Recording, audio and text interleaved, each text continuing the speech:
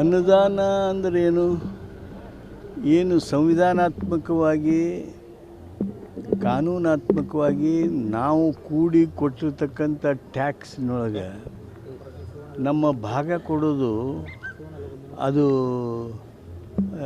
ಏನು ಅನುದಾನನ ಅದು ಗ್ರ್ಯಾಂಟ. ನಮಗೆ ಬರ ಬಿತ್ತು ಅಂದರೆ ಬರ ಬಿದ್ದಾಗ ಕೊಡ್ತಕ್ಕಂಥ ಅನುದಾನ ಏನಿರ್ತದೆ ಅದು ಗ್ರ್ಯಾಂಟ್ ಆಗುತ್ತೆ. ಹೊಸ ಹೊಸ ಯೋಜನೆಗಳನ್ನು ಮಾರ್ಕ್ ಮಾಡಿಕೊಂಡು ಸೆಂಟ್ರಲ್ ಗೌರ್ಮೆಂಟ್ನವರು ತಮಗೆ ಇರ್ತಕ್ಕಂಥ ಭಾಗದೊಳಗೆ ನಮಗೆ ಕೊಡೋ, ಈಗ ಆಂಧ್ರ ಪ್ರದೇಶಕ್ಕೆ ಕೊಡ್ತಾರಲ್ಲ ಅದು ಗ್ರ್ಯಾಂಟ್. ಅದು ಬಿಹಾರಕ್ಕೇನು ಹೆಚ್ಚುವರಿಯಾಗಿ ಕೊಡ್ತಾರಲ್ಲ ಅದು ಗ್ರ್ಯಾಂಟ್. ಅಂಥದ್ದು ನಿಮಗೆ ಕೊಟ್ಟಿದ್ದಾರೆ. ನಾವು ಭಾಳ ಸಮಾಧಾನದಿಂದ ಇದ್ದು ಬಿಡಬೇಕಾ? ನಮ್ಮ ರಾಜ್ಯಕ್ಕೆ ಮತ್ತೆ ಅನ್ಯಾಯ ಆಗಿದೆ. ಆ ಎಲ್ಲ ಹಿನ್ನೆಲೆಯೊಳಗನೆ ಇವತ್ತು ಮುಖ್ಯಮಂತ್ರಿಗಳು ನೀತಿ ಆಯೋಗಕ್ಕೆ ಹೋಗಲಿಲ್ಲ. ನಾನು ಇಷ್ಟೇ ಹೇಳೋದಕ್ಕೆ ಬಯಸ್ತೀನಿ, ಕೇಂದ್ರ ಸರ್ಕಾರ ಕರ್ನಾಟಕವನ್ನು ಯಾವುದೇ ಕಾರಣಕ್ಕೆ ಮಲತಾಯಿ ಧೋರಣೆಯಿಂದ ನೋಡಬಾರ್ದು. ಕನ್ನಡ ನಾಡಿನ ಜನ ದೇಶ ಕಟ್ಟೋದ್ರೊಳಗೆ ತನ್ನದೇ ಆಗಿರ್ತಕ್ಕಂಥ ಹಿರಿಮೆಯನ್ನು ತಂದುಕೊಟ್ಟರು. What is our contribution in IT industry? What is our contribution in defense industry? All these are to be put into consideration.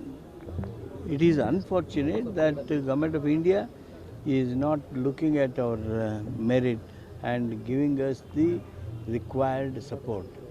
ನಾನು ಇಷ್ಟೇ ಬಯಸ್ತೀನಿ, ಮಲತಾಯಿ ಧೋರಣೆಯನ್ನು ಬಿಟ್ಟು ಕರ್ನಾಟಕಕ್ಕೆ ನ್ಯಾಯಯುತವಾಗಿರ್ತಕ್ಕಂಥ ಪಾಲನ್ನು ಕೊಡಲಿ. ಮಮತಾ ಬ್ಯಾನರ್ಜಿ ಅವರು ನೀತಿ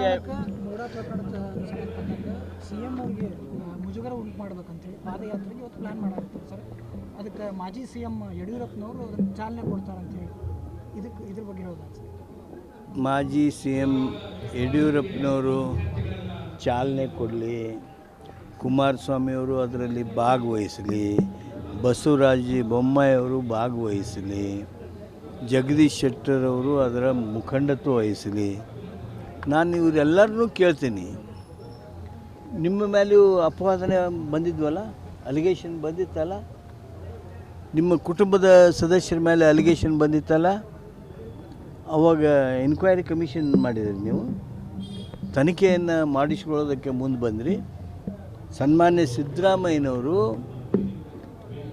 ತಮ್ಮ ಮೇಲೆ ಬಂದಿರತಕ್ಕಂಥ, ತಮ್ಮ ಕುಟುಂಬದ ಮೇಲೆ ಬಂದಿರತಕ್ಕಂಥ ಆಪಾದನೆಯನ್ನು ತನಿಖೆ ಮಾಡೋದಕ್ಕಾಗಿ ಜಡ್ಜ್ ಅವರ ನಾಯಕತ್ವದಲ್ಲಿ ನ್ಯಾಯಾಂಗ ತನಿಖೆಯನ್ನು ಮಾಡಿರತಕ್ಕಂಥದ್ದು ಈ ನಮ್ಮ ಕರ್ನಾಟಕದ ಇತಿಹಾಸದಲ್ಲಿ ಯಾರು ಮಾಡಿದರು ಹೇಳ್ರಿ? ತಮ್ಮ ಮೇಲೆ ತಾವೇ ನ್ಯಾಯಾಂಗ ತನಿಖೆ, ರಿಟೈರ್ಡ್ ಜಡ್ಜ್ ಅವರ ಮೂಲಕ ತನಿಖೆ ಮಾಡೋದನ್ನು ಇವತ್ತು ನಿರ್ಣಯ ಕೈಗೊಂಡು ತನಿಖೆಗೆ ಅವಕಾಶ ಮಾಡಿಕೊಟ್ಟಿದ್ದಾರಲ್ಲ, ಇದು ಸಣ್ಣ ಕೆಲಸನ?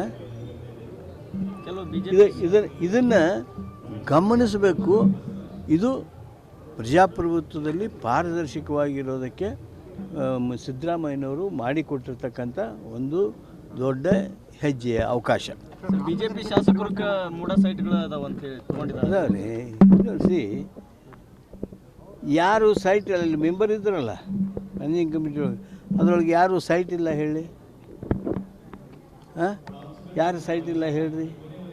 ಅದಕ್ಕೆ ಸೈಟ್ ಯಾರಿಗೂ ಮುಖ್ಯ ಅಲ್ಲ. ಇವತ್ತೇನು ತಪ್ಪು ಸಂದೇಶ ಕೊಡೋದಕ್ಕೆ ಪ್ರಯತ್ನ ಮಾಡ್ತಾ ಇದ್ದಾರೆ ಅವ್ರಿಗೆ ಹೇಳ್ತಾ ಇದ್ದೀನಿ, ನಿಮ್ಮ ಮೇಲೆ ತನಿಖೆಗೆ ಒತ್ತಡ ಇತ್ತಲ್ಲ, ಆಪಾದನೆಗಳು ಬಂದಿದ್ವಲ್ಲ, ಅವಾಗ ಯಾಕೆ ತನಿಖೆ ಮಾಡಲಿಲ್ಲ ನೀವು?